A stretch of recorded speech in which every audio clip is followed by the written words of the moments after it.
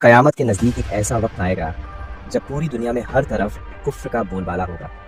لوگ عیش و آرام اور دنیا کی چکا چوند میں کھو جائیں گے۔ اس وقت زمین بنجر ہو جائے گی، فصلوں کا اتپادن کم ہو جائے گا، دنیا میں کھانے پینے کی چیزوں کی بھاری کمی دیکھنے کو ملے گی۔ آپ خود دیکھ سکتے ہیں کہ کلائمیٹ چینج کی وجہ سے ہر سال کھیتی کو کتنا نقصان ہو رہا ہے۔ لوگ ایک دوسرے سے دشمنی کرنے لگیں گے، ایک دوسرے کے خون کے پیاسے ہو جائیں گے۔ اس وقت پوری دنیا پر عیسائیوں کا دبدبا ہوگا، خاص کر روم اور شام جیسے علاقوں میں۔ وقت اتنی تیزی سے گزرے گا کہ ایک سال مہینے کی طرح، ایک مہینہ ہفتے کی طرح اور ایک ہفتہ ایک دن کی طرح محسوس ہوگا۔ یہ وہ دور ہوگا جب لوگوں کی عمریں چھوٹی ہو جائیں گی۔ صرف مکہ اور مدینہ میں ہی مسلمان بچے ہوں گے اور وہیں پر اسلام باقی رہے گا۔ اس وقت اللہ کے ولی اپنے اپنے علاقوں کو چھوڑ کر مکہ اور مدینہ کی طرف ہجرت کر جائیں گے۔ یہ رمضان کا مہینہ ہوگا اور اس وقت پوری دنیا میں حالات بد سے بدتر ہوں گے۔ میرے پیارے دوستوں، قیامت کی نشانیوں میں ہم حضرت امام مہدی علیہ السلام کے بارے میں وستار سے جانیں گے۔ میں آپ سے گزارش کرتا ہوں کہ اس ویڈیو کو پورا ضرور دیکھیں، لائک کریں، شیئر کریں اور اپنے دوستوں اور گھر والوں کو بھی دکھائیں۔ تو چلیے قیامت کی بڑی نشانیوں کی بات کرتے ہیں۔ پہلی نشانی یہ ہوگی کہ عراق اور شام تباہ ہو جائیں گے۔ آج عراق اور شام کی جو حالت ہے وہ سب کے سامنے، ان کی تباہی میں کوئی شک نہیں ہے۔ دوسری نشانی یہ ہے کہ ظلم اتنا عام ہو جائے گا کہ اگر کسی اندھے سے بھی پوچھو کہ دنیا کے حالات کیسے ہیں تو وہ کہے گا کہ ظلم ہر طرف پھیل چکا ہے۔ آج کے حالات بھی یہی ہیں، بے گناہوں کو جیل میں ڈالا جا رہا ہے اور عمارتیں آسمان چھو رہی ہیں، لمبی لمبی بلڈنگز بن رہی ہیں۔ تیسری نشانی جو ابھی پوری نہیں ہوئی ہے لیکن ہونے والی ہے وہ یہ ہے کہ 3 خلیفہ کے بیٹے آپس میں لڑیں گے۔ یہ لڑائی کعبہ کے اندر موجود خزانے کو لے کر ہوگی۔ جب یہ لوگ آپس میں لڑیں گے تو قبیلوں کے بیچ بھی جنگ چھڑ جائے گی۔ یہ نشانی ابھی باقی ہے، یہ ہونا ابھی شیش ہے۔ یہ 3 خلیفہ کے بیٹے الگ الگ ملکوں کے بادشاہوں کے بیٹے ہو سکتے ہیں، یا پھر ایسے لوگ ہو سکتے ہیں جن کے پرکھوں میں کوئی بادشاہت رہی ہو۔ یہ قریبی بادشاہوں کے بیٹے بھی ہو سکتے ہیں، لیکن یہ ابھی ہونا باقی ہے۔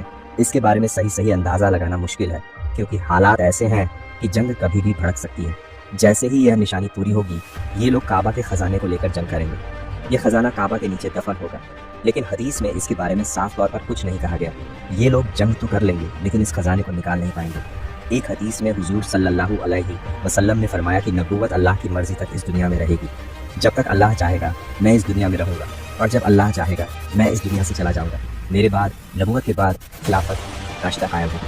چنانچہ خلافت راشدہ سعادت چلی۔ حضرت ابوبکر، حضرت عمر، حضرت عثمان، حضرت علی اور پھر حضرت حسن ابن علی رضی اللہ عنہ تک۔ اس کے بعد حکومت آئی، لیکن وہ حکومت ایسی تھی کہ باپ حاکم تھا تو اس کا بیٹا حاکم بنا، پھر اس بیٹے کا بیٹا اور پھر اس کا بیٹا حاکم بنتا گیا، اور یہ سلسلہ چلتا رہا۔ آج پوری دنیا میں جو حکومتیں ہیں وہ کاٹ کھانے والی حکومتیں ہیں۔ اس کے بعد اللہ رب العزت ایک ایسی خلافت قائم کرے گا جو نبوت کی طرز پر ہوگی۔ یہ خلافت حضرت امام محمد بن عبداللہ الحسنی المہدی کے ہاتھوں میں ہوگی۔ وہ حضرت حسن کے خاندان سے ہوں گے، اور ایسا اس لیے کیونکہ حضرت حسن رضی اللہ عنہ جب 5ویں خلیفہ بنے تو اس وقت حضرت علی اور معاویہ کے بیچ جنگ چل رہی تھی۔ یہ جنگ کافی لمبی ہو چکی تھی، دونوں طرف اہل ایمان کی جماعت تھی۔ حضرت حسن نے اس جنگ کو ختم کرنے اور صلح کرانے کے لیے اپنی خلافت چھوڑ دی۔ اس قربانی کی وجہ سے اللہ رب العزت ان کی نسل سے حضرت امام مہدی کو پیدا کریں گے۔ وہ ایک ایسے شخص ہوں گے جو پوری دنیا پر حکومت کریں گے۔ اس وقت جب لوگ خانہ کعبہ میں طواف میں مشغول ہوں گے حضرت امام مہدی بھی وہاں موجود ہوں گے۔ اس وقت ان کی عمر 40 سال کی ہوگی۔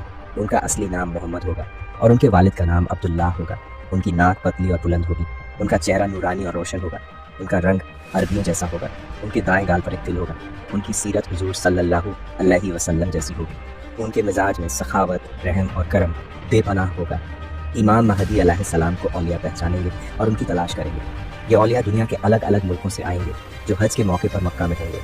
ان کے دل میں یہ فکر ہوگی کہ دنیا میں جو ظلم، قتل اور خون خرابہ ہو رہا ہے وہ رک جائے۔ وہ اللہ سے دعا کریں گے کہ امام مہدی کو بھیج دے، اور وہ ان کی تلاش میں لگ جائیں گے۔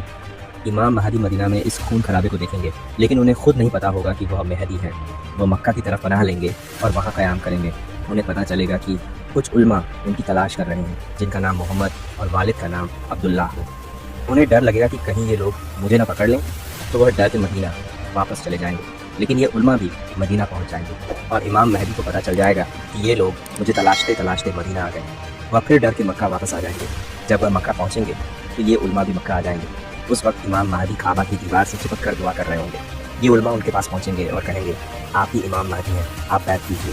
امام مہدی گھبرا جائیں گے اور کہیں گے نہیں، میں وہ شخص نہیں ہوں، میں تو بس ایک انصار کا آدمی ہوں۔ علماء کہیں گے آپ ہم سے بھاگ نہیں سکتے، آپ کئی بار بھاگ چکے ہیں، اگر آپ اب بھاگے اور بیعت نہیں لی تو یہ امت کا جو خون بہ رہا ہے وہ آپ کی ذمہ داری ہوگا۔ तब वह घबरा कर बैत ले लेंगे। जिस वक्त वह बैत लेंगे उस वक्त दुनिया के अलग अलग इलाकों से 7 बड़े उलमा उनकी तलाश में सबसे आगे होंगे। जब वह बैत करेंगे तो उनका लश्कर बनेगा जो तकरीबन 15,000 लोगों का होगा। उस वक्त आसमान से एक आवाज़ आएगी, ये अल्लाह का खलीफा मेहदी है। फिर पूरी दुनिया में यह खबर फैल जाएगी कि इमाम महदी ज़ाहिर हो चुके हैं। आज के ज़माने में यह खबर फैलना आसान है, सोशल मीडिया, टीवी और न्यूज़पेपर के ज़रिए। इमाम महदी जब ज़ाहिर होंगे तो उससे पहले वह कोई ख़ास शख्सियत नहीं होंगे, लेकिन हदीस में है कि अल्लाह ताला एक रात में उन्हें सारी सलाहियतें दे देंगे। उम्मत को कैसे चलाना है, उनकी क़यादत कैसे करनी है, ये सब अल्लाह एक रात में सिखा देगा। लेकिन इसके बाद कुरैश से एक शख्स निकलेगा जो एक लश्कर लेकर अहले शाम से इमाम महदी को कत्ल करने आएगा। अल्लाह उस लश्कर को मक्का और मदीना के बीच के रेगिस्तान में धंसा देगा। जब लोग यह देखेंगे तो शाम और इराक से अल्लाह के वली और बेहतरीन लोग इमाम महदी की बैत करने आएंगे। इमाम महदी के दरबार में एक सूखी लकड़ी ज़मीन में गाड़ी जाएगी तो उसमें हरी टहनियाँ और पत्ते निकल आएंगे। अगर कोई उनसे निशानी मांगेगा तो वह हवा में उड़ते परिंदे की तरफ इशारा करेंगे और वह परिंदा उनके हाथ पर आकर बैठ जाएगा।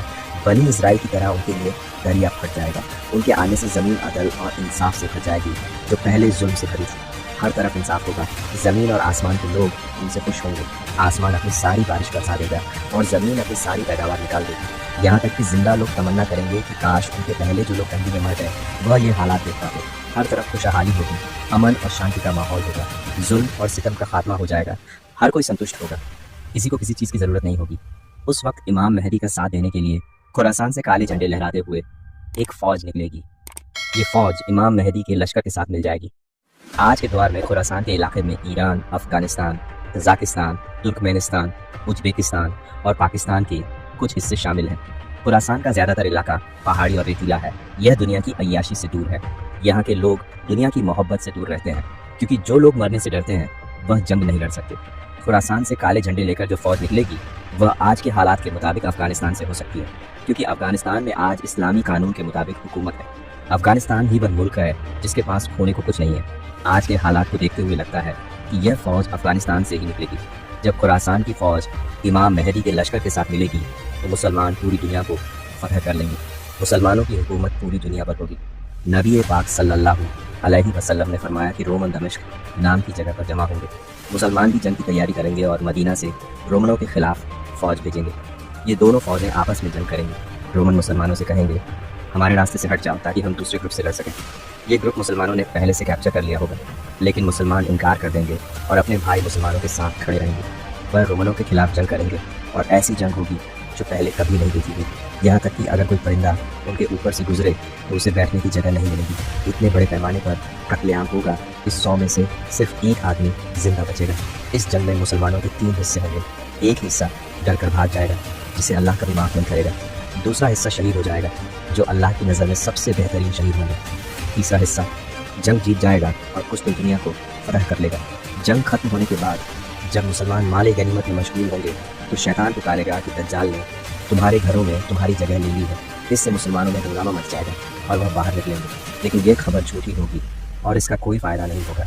इस कन्फ्यूजन से निपटने के बाद मुसलमान सीरिया जाएंगे। वहाँ वह एक और जंग की तैयारी में होंगे और नमाज का वक्त हो चुका होगा। उसी वक्त अल्लाह के नबी हज़रत ईसा अलैहिस्सलाम इस दुनिया में तशरीफ़ लाएंगे। वह 2 फरिश्तों के परों पर दमिश्क की एक मस्जिद के मीनार पर उतरेंगे। वह इमाम महदी के पीछे खड़े होकर नमाज अदा करेंगे। इसके बाद मुसलमानों की लीडरशिप हज़रत ईसा अलैहिस्सलाम के हाथ में होगी। हज़रत ईसा अलैहिस्सलाम फरमाएंगे दरवाज़ा खोल दो। जब दरवाज़ा खोला जाएगा तो सामने दज्जाल खड़ा होगा। हज़रत ईसा अलैहिस्सलाम दज्जाल को देखेंगे और कहेंगे मैंने तुझे इनसे दूर रखा है। फिर हज़रत ईसा अलैहिस्सलाम दज्जाल को मुकाम लुत्फ़ पर पकड़ेंगे। वहाँ उसे नेज़ा मारकर ख़त्म कर देंगे। मुकाम लुत्फ़ पर आज के दौर में इजराइल ने एक एयरपोर्ट बना रखा है। शायद दज्जाल वहाँ से प्लेन में भागने की कोशिश करेगा और वहीं हज़रत ईसा उसे कत्ल करेंगे।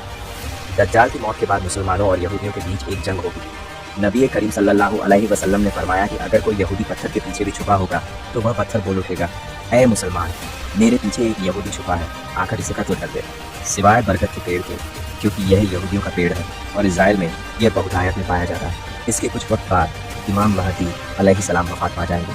नबी पाक सल्लल्लाहु अलैहि वसल्लम ने फरमाया कि इमाम महदी तुम्हारे बीच 7 या 8 साल तक रहेंगे। इमाम बाक़िर अलैहिस्सलाम ने फरमाया कि जब इमाम महदी का ज़ाहिर होगा तो अल्लाह ताला इस यूनिवर्स की रोटेशन को स्लो कर देगा ताकि वक्त धीरे गुजरे। इस तरह इमाम महदी सिर्फ 7 साल में पूरी दुनिया को फतह कर लेंगे। फिर हज़रत ईसा अलैहिस्सलाम कुरान के कानून और एक आदिल हाकिम की हैसियत से लोगों में इंसाफ करेंगे।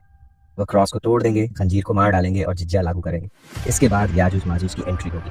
तो मेरे दोस्तों, अगले वीडियो में हम क़यामत की निशानियां पार्ट में दज्जाल और याजूज माजूज के बारे में बात करेंगे। चलिए अब हम उस दौर की बात करते हैं जब हज़रत ईसा अलैहिस्सलाम की हुकूमत होगी। उस वक्त पूरी दुनिया में इस्लाम का बोलबाला होगा और हर तरफ शांति होगी। लोगों के दिलों से नफरत और दुश्मनी खत्म हो जाएगी। हज़रत ईसा अलैहिस्सलाम साल तक हुकूमत करेंगे, जैसा कि हदीस में जिक्र है। उस वक्त दुनिया में कोई जंग नहीं होगी, कोई खून खराबा नहीं होगा। लोग एक दूसरे के साथ मोहब्बत और भाईचारे से रहेंगे। हदीस में है कि उस वक्त शेर और बकरी एक साथ पानी पिएंगे और बच्चे सांपों के साथ खेलेंगे, लेकिन किसी को कोई नुकसान नहीं होगा। ये वह दौर होगा जब अल्लाह की रहमत हर तरफ बरसेगी। लोगों को न तो भूख की शिकायत होगी, न ही किसी चीज़ की कमी होगी। हर इंसान के पास इतना माल होगा कि वह उसे बांटने के लिए तरस जाएगा, लेकिन कोई लेने वाला नहीं होगा, क्योंकि हर कोई अल्लाह की नेमतों से सराबोर होगा। हज़रत ईसा अलैहिस्सलाम के द्वार में पूरी दुनिया में एक ही मजहब होगा और वह होगा इस्लाम। सारी दुनिया में अल्लाह का नाम गूंजेगा और हर तरफ उसकी इबादत होगी। लेकिन इसके बाद याजूज माजूज का फितना शुरू होगा, जो क़यामत की एक बड़ी निशानी है। अगले वीडियो में हम क़यामत के दिन और उसके बाद के हालात के बारे में बात करेंगे। तो इस वीडियो को लाइक करें, शेयर करें और अपने दोस्तों को भी दिखाएं। हमारी फैमिली को और बड़ा करें ताकि हम ऐसे और वीडियोस आपके लिए ला